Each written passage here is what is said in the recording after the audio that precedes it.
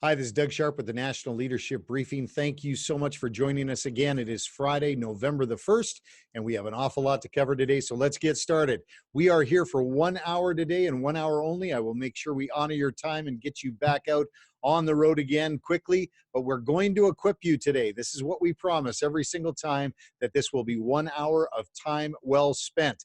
For those of you who are returning from another call before, perhaps you've been on the briefing before, we thank you so much for taking the time. And for those of you who have been invited to join us today for the first time, we thank you also for being here, because it's really important to not only us, but to our nation, to our communities, our culture and society. We need to use our combined influence for us to be able to advance the ideas, the things that we believe in.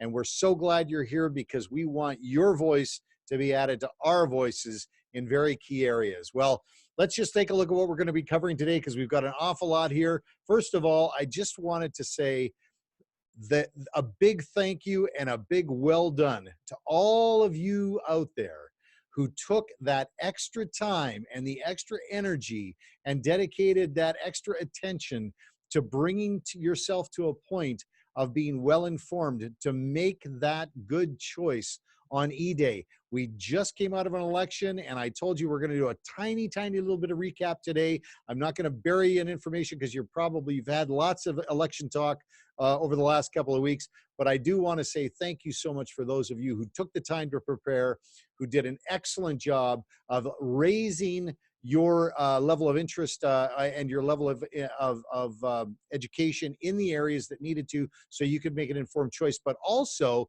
took the added responsibility of also bringing people along with you. We talk about here on the National Leadership Briefing all the time that you are a center of influence, and you have a place within that sphere of influence where you can actually bring people along, and you can help them and serve them and share information with them. Well, so many leaders, so many church leaders, so many parents, so many business leaders across the nation took the information that we shared here, and they shared them with their sphere of influence, and that made a difference in so many ridings across the country. Now, we are not a partisan organization here. We are not someone who's in there telling you who to vote for, but we want you to be able to know how to align your views and values with the views and values of the candidates. And so you can find those people and support them at election time. And that's what you did in a big way. So really excited about the outcome. Some people in their hearts and minds, when they have elections come upon them, they get a sense in their head. They go, okay, this is what I want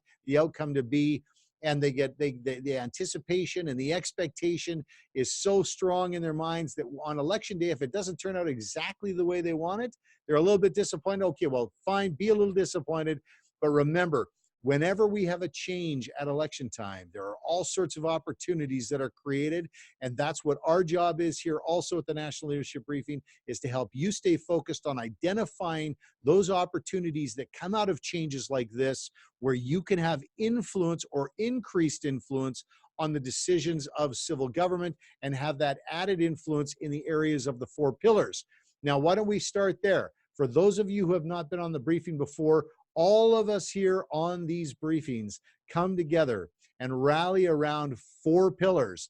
And the reason why you've been invited actually to join us today is because whoever told you about this or invited you to come on the call today believes that you share their views and values in the areas of these 4 pillars.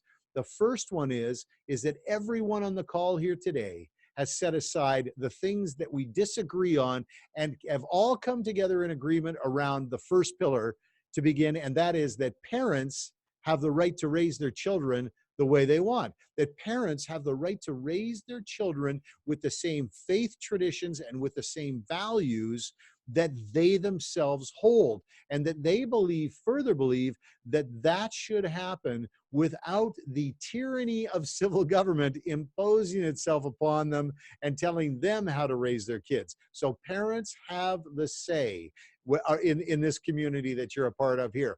The second pillar is that we believe here on the call that those that we elect to serve us in civil government, that they must respect and defend our right of belief and freedom of religion. In other words, we believe that it's not okay for elected officials to just say they respect it. They must defend our rights of belief and freedom of religion in these days where they're being attacked so regularly by so many. So we expect our elected officials to be proactively working to respect and defend our right of belief.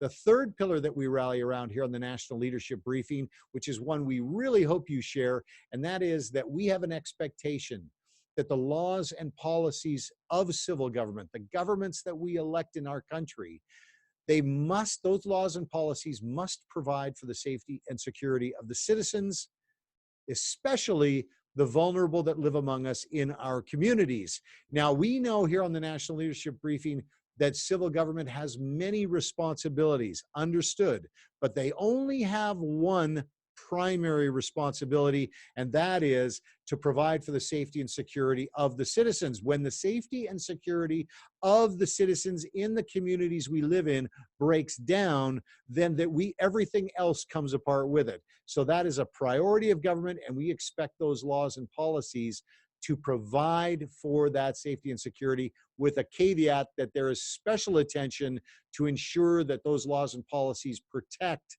the safety and security of vulnerable citizens, especially the homeless, the drug addicted, people with mobility issues, or people that need that little extra bit of help in our communities. We want to make sure we're not doing harm to them by passing reckless laws. And the fourth pillar that we rally around speaks to fiscal responsibility, and that is, we believe that it is inappropriate for civil governments at any level to borrow money and heap debt upon the backs of our children and future generations. That is happening so often here in Canada, where governments, they get to the end of the money and they keep spending. And whenever they borrow more money and they say things like we're making an investment in the future of Canada. Okay, that means that they're borrowing money that our children are going to have to pay for out of taxation dollars that they're going to have to earn in the future. We are now in Canada creating a nation of bond servants to civil government, because there is so much debt being heaped upon future generations, and they're going to have to pay for the things that we buy today. So it's inappropriate that you spend money you don't have and make your kids pay for it. That is a trend in government. We are opposed to that, and we are glad you're here to stand with us on that. So those are the four pillars. First, again, really quickly, that parents have the right to raise their children the way they want. Second, that those we elect to serve us in civil government must respect and defend our right of belief and freedom of religion.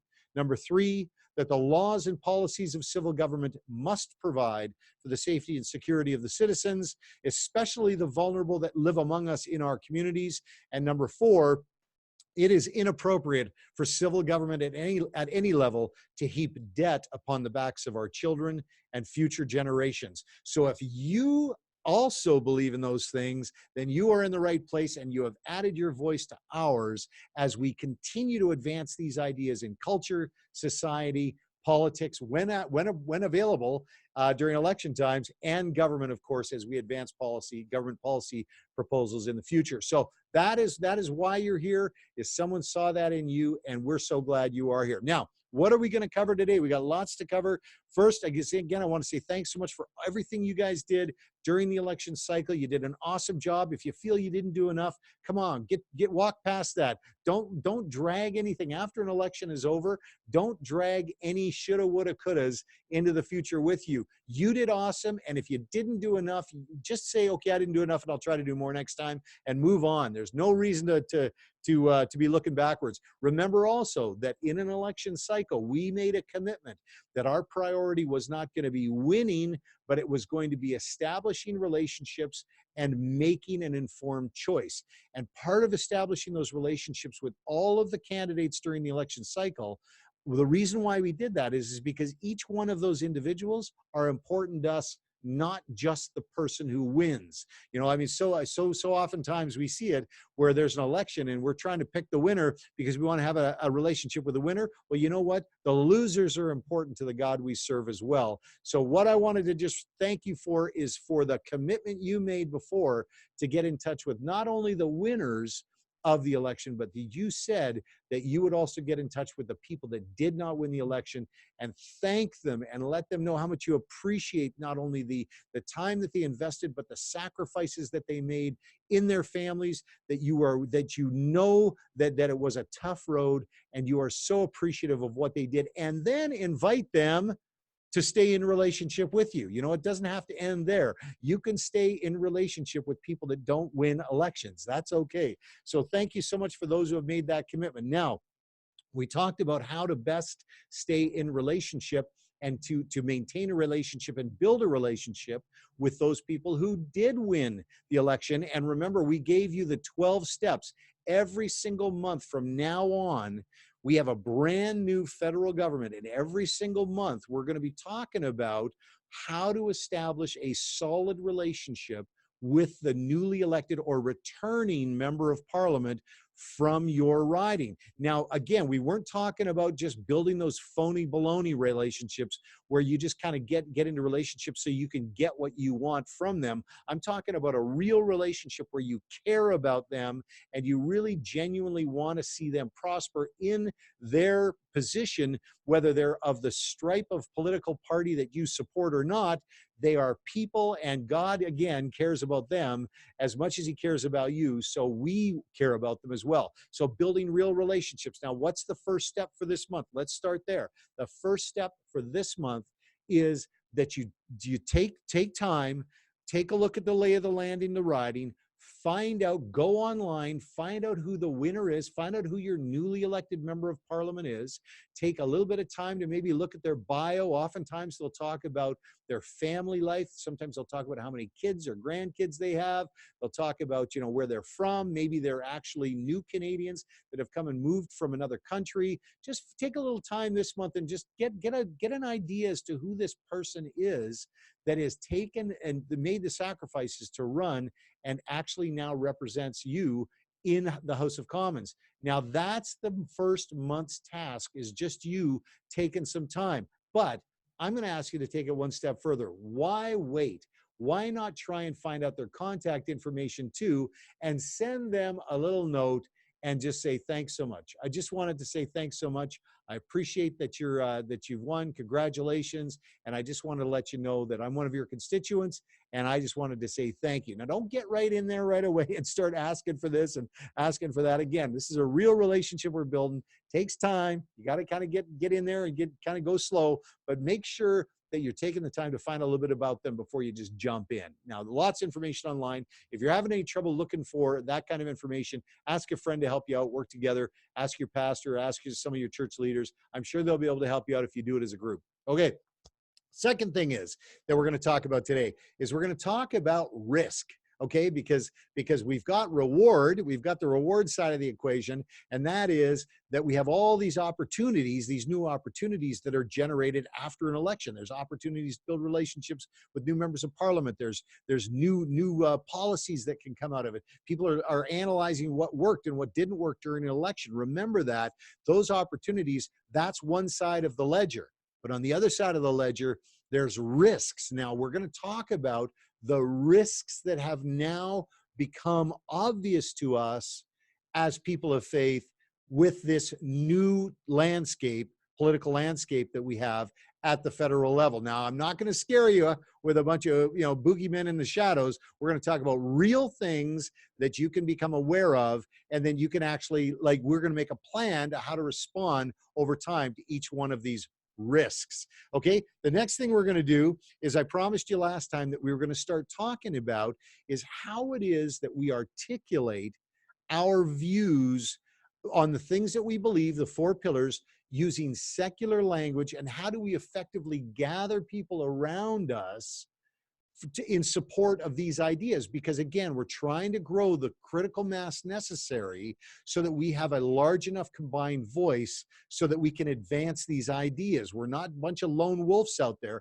We're trying to build a community around these ideas. So today we're going to talk about two really quick little tips. I just want to give you a taste as to how easy it can be to gather people around your ideas and start building support for the people that you've committed to serve and help, and that you can call on to come together with you when it's time to say, stand in defense of a parent's right to raise their kids the way they want. You want to have these people accessible to you. You want people to like you, to look forward to seeing you and to hearing from you. And so how do we do that? I'm going to give you 2 tips today on what the best way is to do that. And then we're also going to talk about policies.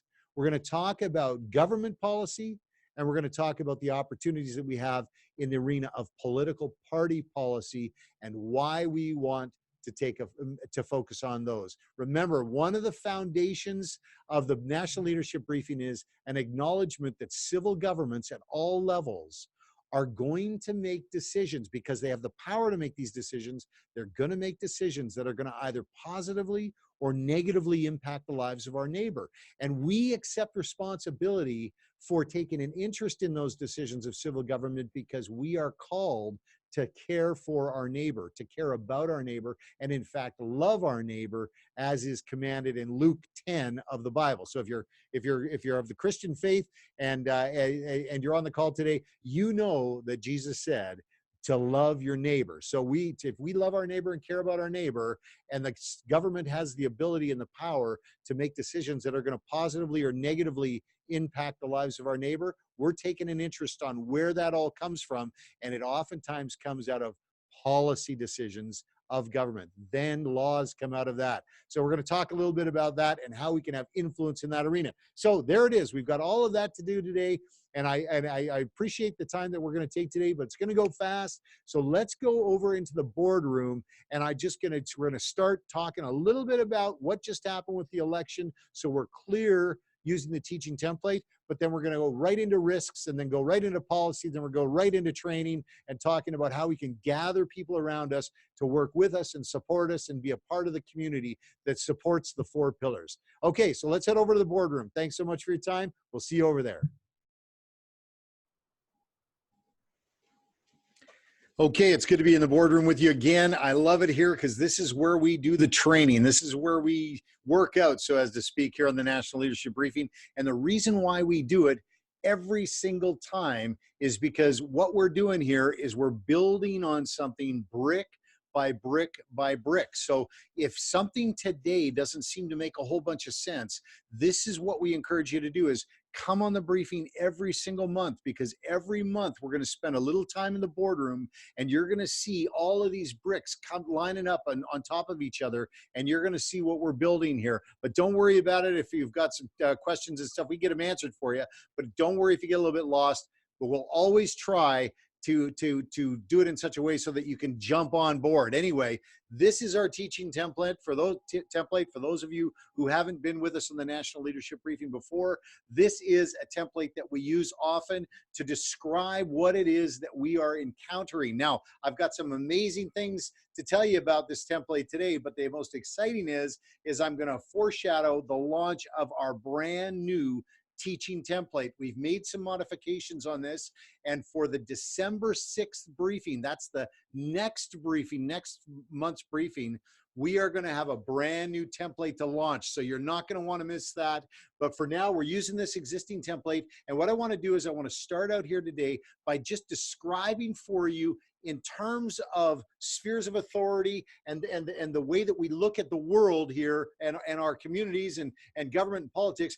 Using this template, I'm going to describe for you what it is that has just transpired in our election that we just had last month. Okay, so this is, just to recap quickly, these are different spheres of authority in our society. These, in fact, are actually governments unto themselves. So other forms of government. Now, we're really familiar with civil government. That's kind of the government that we elect and that we select at the municipal, provincial, and federal levels. But we also have things like self-government. This is our own individual person. It's you. You have a government, a region, an area of responsibility in society, and you are given authority and jurisdiction over that area. These are the decisions that you make as an individual in society, and you are given an opportunity to govern there as a government.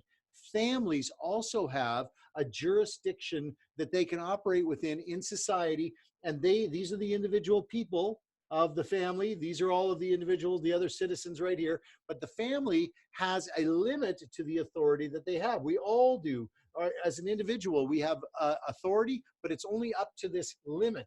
Family, same thing. They can make the decisions within their family about how to raise their kids. They can make the decision as to what time their kids go to bed. The mom and dad set the rules that happen within the house. All of these things are decisions that they can make to manage their area of responsibility in the area of family government. We also have church government. Obviously, these are people that are engaged in the church, and this is another sphere of authority in our society. Now, civil government, the one that we're most familiar with and we most often refer to as government, we always make a point of identifying the unique nature of civil government. And that's really important right now with what we're talking about elections, because civil government is unique among all the other forms of government in society, because what we do is we actually give them special powers that other governments don't have. The special powers that we really focus on, that we give them, is we give them the power to legislate, to pass laws, and we also give them the power to tax, to actually gather money up to pay for the programs and the thing for the good of society, the things that are good for us all, or intended to be good for us all. We give the civil government the power to act in the areas of legislation and taxation. So what we have just done in this last election, and what I'm working up to, is so that we can understand how this template is a great way of looking at how we transfer that authority to civil government, is what we did was, first of all, if you go back to the beginning, is all of these individual citizens in society had an opportunity to get together. They all had the same opportunity. Not everybody took advantage of it, but they all had the opportunity to get together and select candidates that will run in political parties that would be the people that we would be able to choose from on election day. So in other words, these 3, 4, 5, 6, 7, 8, how a whole bunch of people got together within, say, the Conservative Party of Canada, and they decided, first off, that they were going to have the leader. They were going to pick the leader. So that, okay, the leader came out of that group right there. And then over here in another party selected another leader. And then that's how they chose. So individuals within society took advantage of an opportunity they had to choose a leader. Then they had an opportunity to choose a candidate within their area, all within the political party structures. And they all separated into groups and put forward their candidates on election day. Then on election day, when it came to selecting civil government that would operate within its area of responsibility and execute the responsibilities that we have given them through our Constitution and through the Charter, we actually transferred on election day our authority that we have as individuals. We transferred authority through what's called a mandate, and we gave them the authority to act. So on October the 21st, when the Liberals won the minority government here in Canada, we collectively as a nation gave them the power to act on behalf of all of us, to execute policies and laws and draft laws and to tax for the good of all of society. That was the intention. And we did it by transferring it through this political process here in the form of a mandate. They laid out their platform, they told us what they were going to do, and we said, you know, as a group, we said, yeah, that's great. And not all of us voted that way, and not all of us, but whoever came out on top, they are actually going to form government. Now, the reason why it's so important right now and why we're using this template is because we just created something I want you to be totally aware of. You know how individual spheres of authority are all equal in Canada? As citizens, we all have the same authority as citizens, the same constituent authority, the same citizen authority. We have all of these authorities that are equal on election day. One person, one vote. But the minute we transferred our authority collectively over to individuals within civil government, we created a supersized citizen, I like to call it, and that citizen has a large area of authority. We gave them an awful lot of authority. And that individual here in this example is Prime Minister Justin Trudeau. Prime Minister Justin Trudeau is not like any other citizen now. He has supersized authority to do things out of the Prime Minister's office and as the Prime Minister of Canada that we do not have. That's why it's so critical that we pay attention to this political process that transfers our individual authorities to individuals in government, because now we've got people that have a tremendous amount of power within government. So if that's the Prime Minister right there, who's this? Well, right now, I think probably a good guy to keep an eye on is Jagmeet Singh, the leader of the NDP, because in our minority government, if you take the seats that the Liberals have and you take the seats that the NDP have, that will be sufficient votes to pass any piece of legislation they want in the House, any financial plan that they want to implement at budget time, and when they want to pass the budget and decide how the money is spent in government. All the Prime Minister has to do is get together with Jagmeet Singh, and they have a majority of votes in the House of Commons. So he has a supersized amount of authority. Now, this is super important to keep in mind, because what is it that we care about when it comes to governments and the authority? Well, you could say, well, we want to win on election day, and that's what we care about. We care about winning. No, we don't care about winning. We care about the people that are going to be impacted by the decisions that these individuals make with their supersized authority. So let's have a look at that. I'm just going to peel this off here.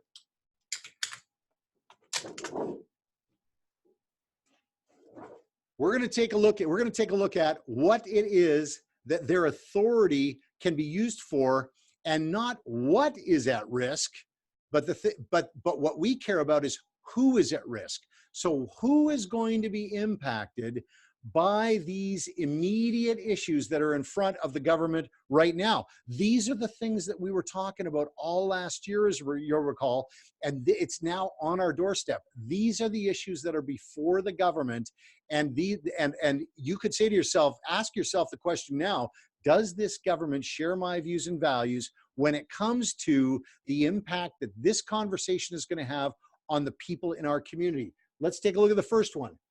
Right now in Canada, the Liberal government has a document in front of them, and it's called the Canadian Council of Akademi report. And this is just the executive summary. You see how thick that is? This is only like 87 pages, but there's 900 pages that are in the total report. And they have that report in front of them. And what they're looking at is they're looking at expanding the eligibility of euthanasia to include children and the mentally ill.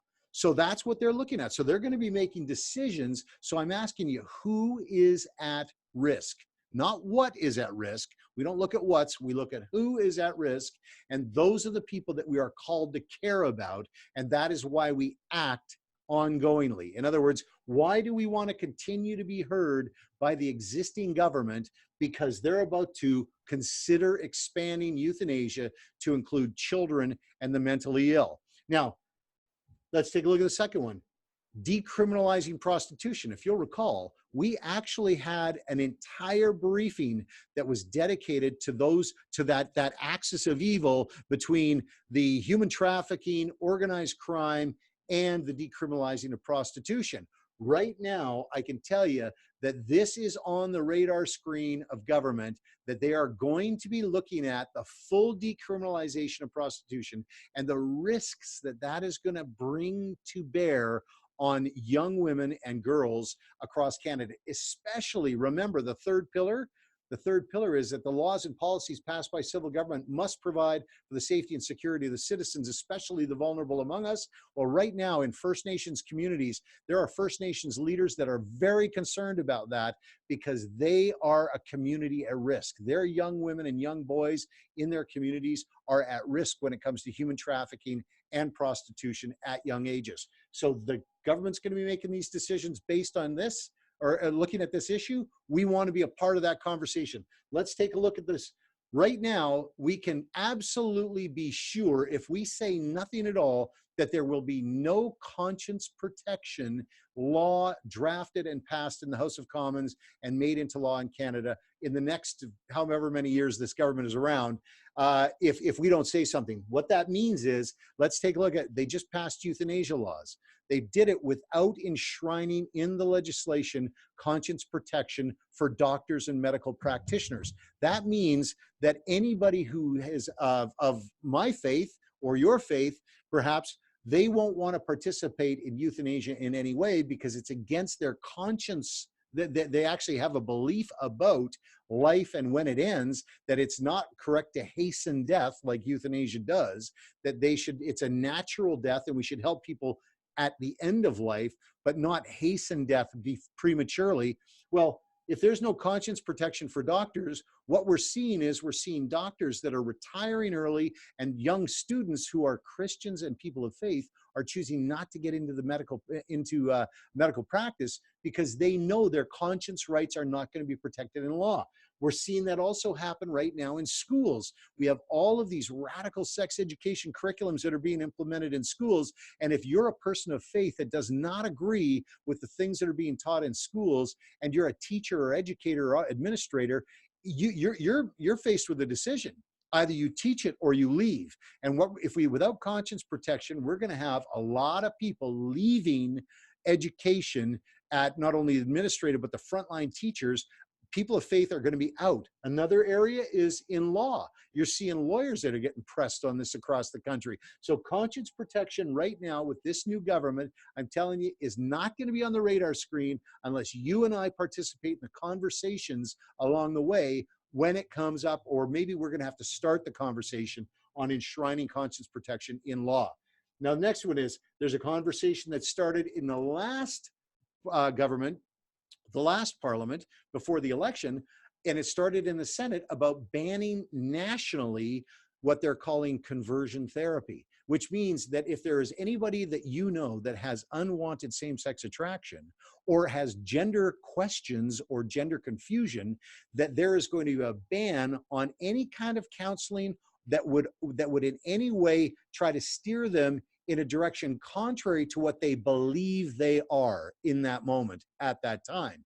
And we're in a world of gender fluidity, and we're in a world of if it feels good, do it. This is going to tie the hands of a lot of people that are very, very skilled in the area of counseling to help people through these moments of questioning and when they need help. If there's a national ban that's placed in, so this is the conversation that's happening for sure on the road ahead, and we want to be a part of it. This one is no amendments to Health Canada policies. We have right now what's called and I know you've seen this before, this is called the Gender Identity in Schools Guide, and it was published by the Public Health Agency of Canada with a full-on liberal minority government that is propped up by NDP.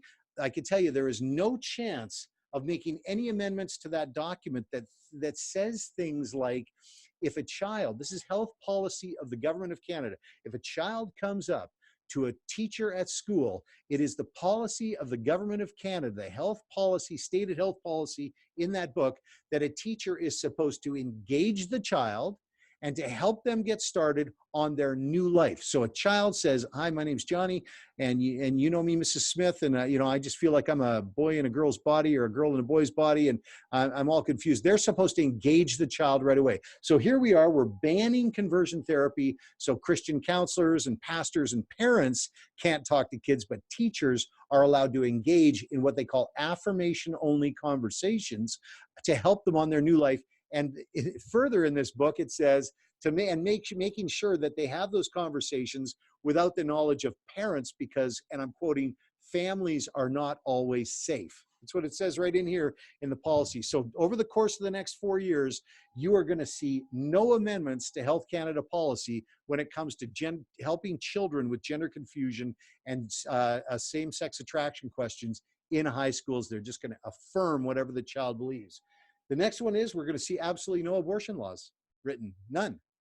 Next year's, this government is not going to touch it in any way. And the reason why I wanted to bring that one up is because you might say, well, Doug, everybody knows that's not going to happen. Well, no, because they aren't even going to talk about if there's any deficiencies in the service that they're providing women that are having abortions. In other words, we're in a world right now where science is advancing so fast that there's so much more we know now about preborn children and about abortion procedures and the negative health consequences, that we could have a very good conversation about whether or not we are serving women well and providing them with the information, the appropriate level of information and quantity and quality of information that they need to make the right choice if they're going to be considering this, because choice is what it's all about as far as they're telling us.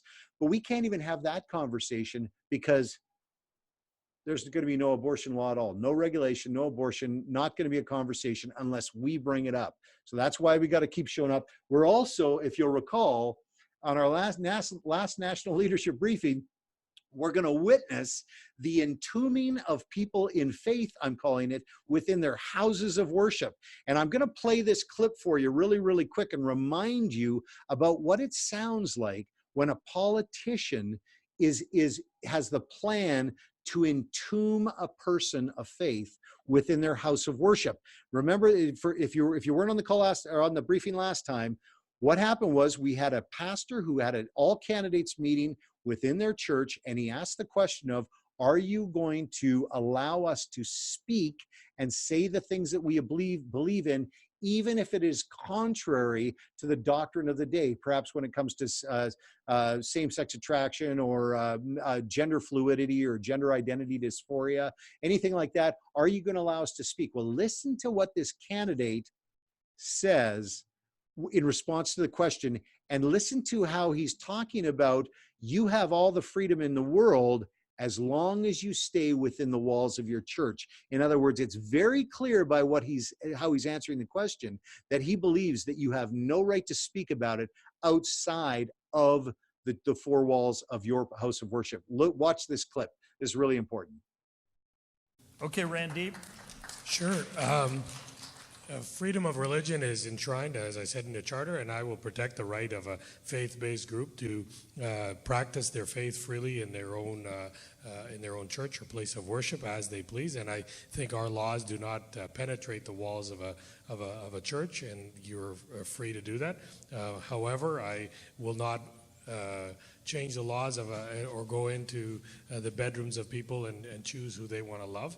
But you would have every freedom to preach to your congregation based on your faith, and so are other congregations allowed to do the same. And that is protected in the Charter, and that will be protected, and I will always stand by that right. We've never gone into churches and told them how they should practice their faith, and nor should anyone else ever do that.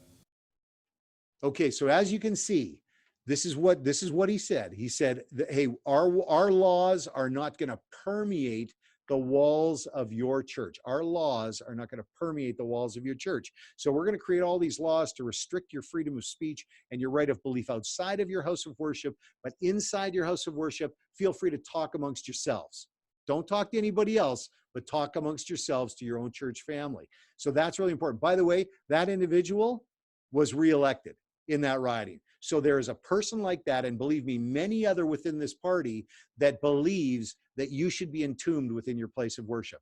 And then finally, it's not on the list here, I'm going to tell you one other thing that's going to come up, and you can count on it coming up, and that is that our electoral system, they're going to be talking about reforming it, and they're going to call it electoral reform. And they're going to look at something called proportional representation. And they're going to try and pass proportional representation and try and implement it before the next election cycle. And they're going to try and do it without really, truly consulting you on it. And we've got to force the government, because they're not going to do it on their own. We've got to force the government to put something like this that's so dramatic. The way we elect our representatives is going to be a conversation that this government is going to have on its own, and they're going to try and exclude you from the conversation by not asking you during a referendum whether it is you want to have your electoral system reformed, because that's really important for you to know about your electoral your electoral system. It's not their election system. It's sometimes people think that the Elections Canada, because it's called Elections Canada, it belongs to the government. No, the system and the way that we elect our representatives belongs to you, the citizen, and you need to be fully consulted on the choices that you have. Now, they just did that in British Columbia not too long ago. And just to give you an idea, in the referendum, the results came out, and it was by a very clear majority. The citizens said, no, we like our system the way it is, don't change it. But politicians, you know, they're always, they want to game the system a little bit if they can, and they want to change things up. They're always going to tell you it's for your own good. But why don't they ask you to make the choice as to whether you want your electoral system changed? So this is who is at risk, and then finally, I guess that last one is what is at risk. Well, who is at risk is you're at risk if they change the electoral system without consulting with you. So that's what I wanted to point out to you as to the cards that are on the table. This is what we've been dealt, and we can walk away, disappear into the night, or we can engage in the conversations, and that's what we're going to talk about next at the desk. We're going to go back to my desk, and I want to just talk about how it is that we engage on these issues in the most effective way to gather support around us, focusing on the 4 pillars and advancing those ideas when these types of situations or these types of issues come up before us in government and politics. Okay, so I'm headed back over to the desk. I'll see you over there. Bye for now. Okay, we're back at the desk, and just to recap what we've gone over in the boardroom here, we were looking at who is at risk and the kinds of conversations that this government is going to be having with fellow legislators about policies and laws that will either positively or negatively impact the lives of our neighbor, people that we are called to love and care about, of course. And that is our primary motivation for even being here today, is because we know that these conversations are going on, and we want to have influence over the decisions that are made. And the way that you have influence is when you are present and engaged in those conversations. Now, I understand that there are people among us here who obviously are going to be engaged to one degree or another, lesser or more. We've always said nobody leave their day job. There are people who are called to serve in this area of engagement on a full-time basis, such as myself. But there are other people who we just call upon, and we try to deliver to you these opportunities that you will have to speak without it taking up your entire time. So our goal at the National Leadership Briefing on the road ahead is that let's say they open up the conversation on one that we didn't mention in the boardroom, actually, which is really important. Let me just see if I can find this right here. Yeah, here it is right here.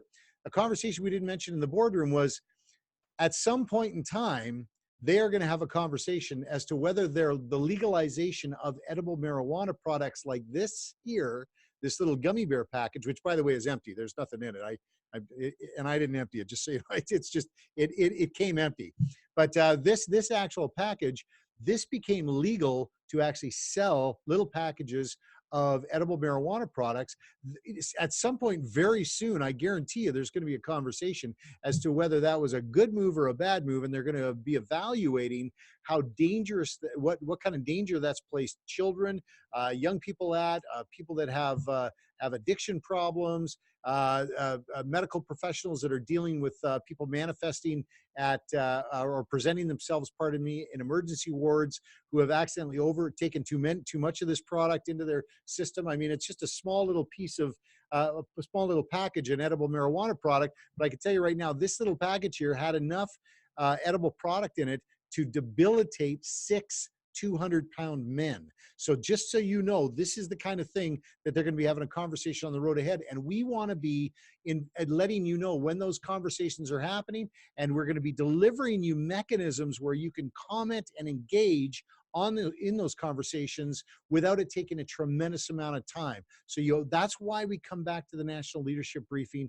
every month here, so that we can identify those opportunities to speak into these policy conversations and the law and the legislative conversations that are going to be going on. Like I say, with regard to euthanasia, we talked about the decriminalization of prostitution, any opportunity we have to advance conscience protection for medical professionals or teachers, when the conversion ban therapy comes up, because it's going to continue from the last legislature. They had the conversation going. We want to be a part of that conversation. No amendments for the Health Canada policy. We're going to continue to try, but do we want teachers engaging students. They're not even qualified. Quite honestly, they're not qualified to have the kind of conversations that you need to be qualified to have as a teacher. You just can't be dealing with children with complex mental health issues when it comes to gender identity disorder or gender confusion or dealing with feelings of same-sex attraction. That is a very complex mix of feelings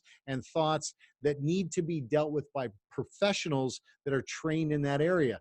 We also have, if any opportunity we have to advance any kind of conversation on abortion. So these are the kinds of things that we're going to be doing on the road ahead, is continuing to keep in touch with you. Now, that's government policy. Those are government laws. But I also told you that we were going to talk about something called political party policy opportunities as well. Now, again, I'm going to hold up a document here and there's a logo on it. We're nonpartisan, but this is a document that I can use as an example. And this is a policy declaration document from one of the political parties. And every one of the political parties has one of these. And this is a fluid document. This is a document that changes over time. And what happens is that members of political parties have an opportunity to speak into the changes that are, and the opportunities to change when the time comes. So we've got, for example, with this particular political party, in 8 months, in April of 2020, there's going to be a convention coming up. Now this is a convention that will, on a limited basis, I believe, deal with policy changes. They're going to take a look at the election that just occurred, and they're going to make decisions as to perhaps where they need to amend their policies to be perhaps more attractive, less offensive, whatever it is but there's going to be all sorts of input, and you're going to have an opportunity to speak into those changes, but you need to stay plugged in to the National Leadership Briefing so that we continue to engage you and deliver little bits of information on this as we go. If you just show up in March and say, okay, I'm ready, let's go on the policy conversation, that's not good enough, because we're going to be, again, brick by brick by brick. Every briefing, we're going to be tackling a little bit more of each subject, and that policy conversation that's going to happen, and the way that we're going to change that document isn't going to happen if you show up in March. And we've got to stay connected from now until March, and then we'll be ready when the opportunity comes. So stay tuned for the policy opportunities as we deliver them at the National Leadership Briefing. Now, in the meantime, you are, and this is this is going to be the last thing that we're going to cover today before I close, is I told you that I was going to give you 2 tips today as to how you can gather people around you as we have these policy conversations at the government level and at the party policy level. You need to gather people around you that agree with your views and values or share your views and values, so that there's enough of us when it comes right down to it, there's a critical mass required to actually make the change in the direction we want it to go. That's what's happening, is there's all sorts of competing ideas that are out there on the policy and legislative landscape out there.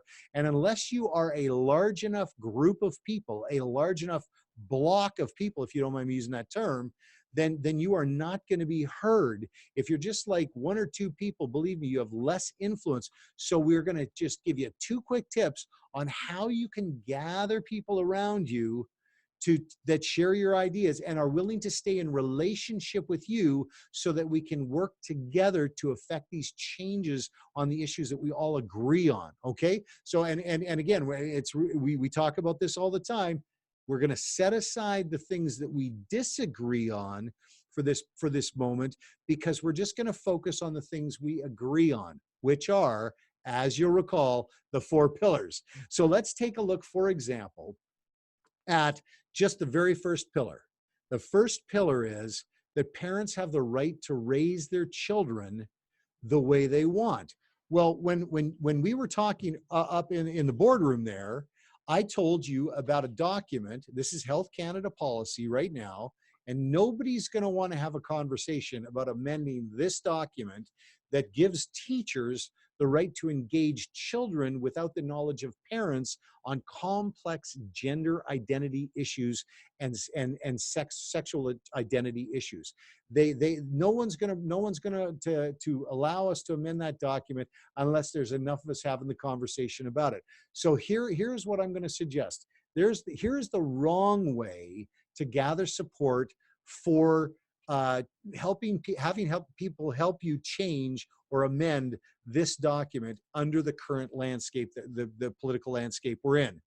You don't go up to people and you say, I can't believe it. I just can't believe what teachers are doing. They're just filling our heads with all sorts of crazy ideas. And it's just like, we got to do something. We just got to get in there and just like rattle the chain and go challenge the teachers. And, you're inviting somebody to join you in a war is what it sounds like. So you're asking somebody, yes, you have a genuine concern. I have no doubt at all that this is a serious issue if you have school-age children. By the way, this is the cornerstone policy document of all of the education curriculums across the country. This is a cornerstone of their strategy to have permission to speak to your children about anything that they want, is because it is for their good health.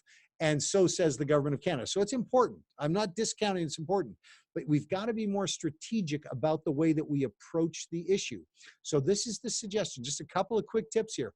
One is, first of all, that before you engage anybody on any issue at all that is of importance to you, that you want to gather their support for, you first begin by asking them permission to engage them. In other words, when you have somebody, you approach somebody, you pick the right time, it's nice and calm, it's not in the middle of like a hectic situation, everything's calm around, and you first ask them and say, would you mind, and I'm just giving you an example, I mean, you could say it any way you want, but just say, there's something I feel pretty strongly about, and you and I both have school-age children, and I thought this might be important to you. Would you mind if I talk to you about an issue that I feel pretty strongly about, and I'm kind of concerned about? Okay, they have given you permission to engage them from that point on if they say yes, and you can then bring up the issue of this. But the way you bring it up is not by immediately showing them this again and pointing at it. Is then you go to the second stage. So you got the first, you ask permission, and then second is that through a series of questions that you've already in your mind worked out, maybe even written them down, you first ask enough questions of the person, maybe 2 or 3, just to establish a level of common ground that you might have with that person, whether it's a friend of yours or an associate, or maybe it's the parents of a play date, a kid's play date that you have or whatever. But you ask enough questions of them so that you establish some kind of common ground. Like, for example, you could say something, because again, this is focused through the lens of the first pillar. You could start out by saying something like, can I just ask if you also believe that as a parent that you really want the ultimate right to decide what is best for your child? Is that, do you have any concerns about government maybe trying to raise your kids the way they think they should be raised? Or have you ever considered, have you ever seen any examples of of people trying to teach your kids things that you don't agree with, and how do you feel about that? I mean, you ask them, probe, and just trying to find out and take them to a place that you and they can share together, understanding the same things. Now, the third thing that you can do is physically, because you're talking to a person, you're having a conversation, and just like I'm talking to you, we're talking face to face. When you bring up the actual issue, like when you bring up this document, don't possess it and own it, and use something that I like to call the allying posture technique. So the allying posture, in other words, what I'm going to do when I bring up the actual issue, after I've asked your permission to engage on an issue that's important, I've asked you a couple of questions just to establish some common ground on that we have some common understanding or beliefs around the issue. When we bring out this, always turn sideways slightly and then kind of align yourself with the person, and then you point at it like it's like it's a third party piece of material. So in other words, we're shoulder to shoulder and we're looking at something from an objective perspective. If you hold it like this and you actually say, this is what they're teaching in school, this is like, now we're in like I believe this. If you use terms like I believe this and I believe that about this, but if you instead hold it out like this and you say, I just wanted to share this with you and have you take a look at it, and perhaps we can look at it together if that's okay, and go through the document and take a look at some of the more challenging aspects. That way, you're not taking possession of the position, you're actually viewing it objectively with the person, allying with them in their review of the document, and then ask more questions about what they feel about it and how they respond. And then if you think there's an opportunity for them to ally with us and with you on the issues that we're discussing, the policy conversations that are ongoing, say, for example, with this document, then you ask permission again to keep in touch with them. If it's okay, if you keep in touch with them, if you see any opportunities to engage in a conversation about amending that document to something that's more in line with your views and values. In other words, you start with permission, you ask questions to find some common ground, you use the allying technique and you kind of look at it objectively alongside, shoulder to shoulder, and then you ask permission if you can keep in touch with them, if you see any opportunities for them to participate in amending the document to, and I'm using that as an example, but any issue, permission to stay in touch with them. Now, if you do have a really good response from them, that's when I would also say to them, look, if these types of things are really important to you, perhaps you might even be interested in participating every month. I spend 1 hour a month on the National Leadership Briefing. It's this opportunity for us to discuss these 4 pillars, these things that maybe they're important to you as well. And you tell them about the 4 pillars and just say, maybe you might want to register for that as well. Let me know if you would, because I'd be happy to help you with that. And then you bring them on the National Leadership Briefing, and then we can continue to work with them all the way along, and we're happy to do it.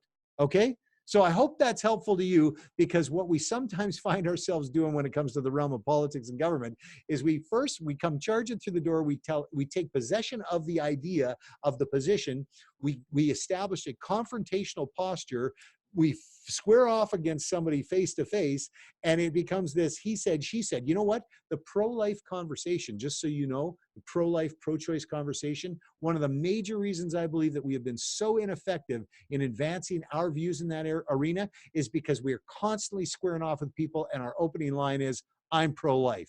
And they go, I'm pro-choice. And now all of a sudden we're diametrically opposed to each other, and we're not establishing any kind of, but if we use some of these techniques to engage, we start with the 4 pillars, like for example, the pro-life conversation. Why don't you start with something along the lines of, do you think that it really is the responsibility of government to pass laws and enact policies that ensure that the safety and security of citizens is guaranteed, and especially the vulnerable people? Is that important to you?